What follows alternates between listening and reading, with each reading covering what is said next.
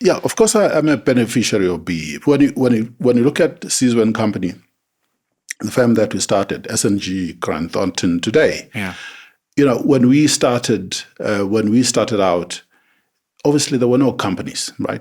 So our clients were doctors and lawyers or otherwise shopkeepers in the township. Yeah. Those were our clients. So you're not doing work that you were really trained for, to do audits of companies and that kind of thing. Come 1994, the new government comes in, and obviously as part of transformation, the transformation agenda of the country at the time, we were given opportunities. Suddenly, almost overnight, the late Minister Stella Skau said to us small black firm operators and professionals, guys, you're going to come together. I'm going to give you audits. And the audits were not given to us on the basis of what happens now, where you are a subcontractor to a white firm.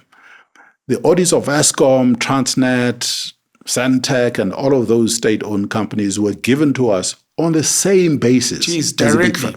Directly. So we need to give a shout out to Stella Skau.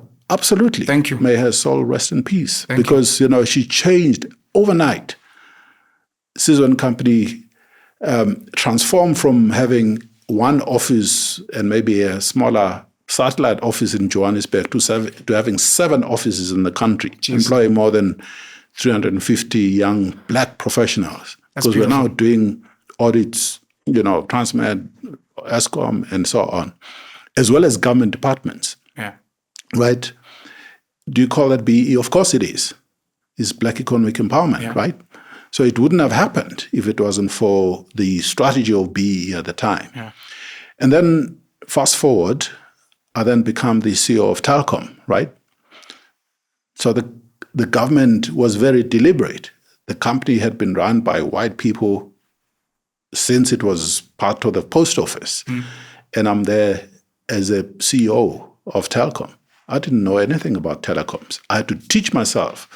It took me about 2 years to completely immerse myself in understanding what telecommunications is all about. Yeah.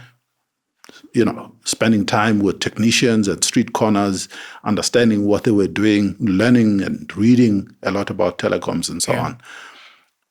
Could I have been given that opportunity if I wasn't black? Probably not, right?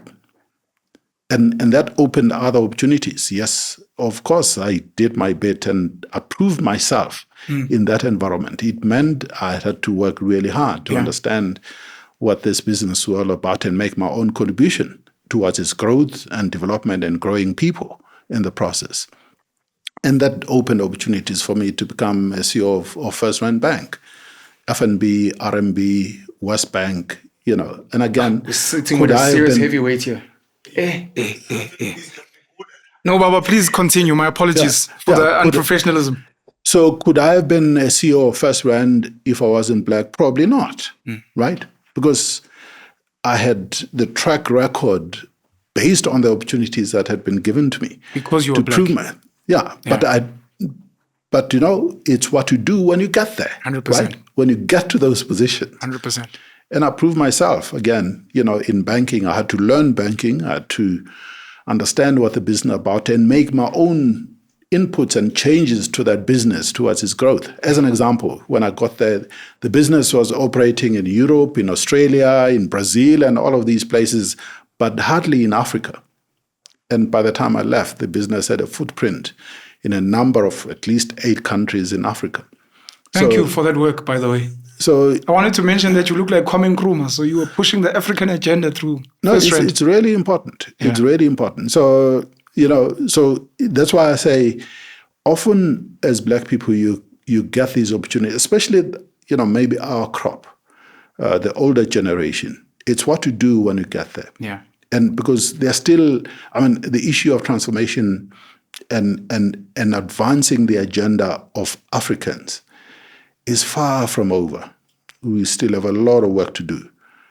But we need the courage to change the structures and the systems that we find in these places for the benefit of a lot more of our people.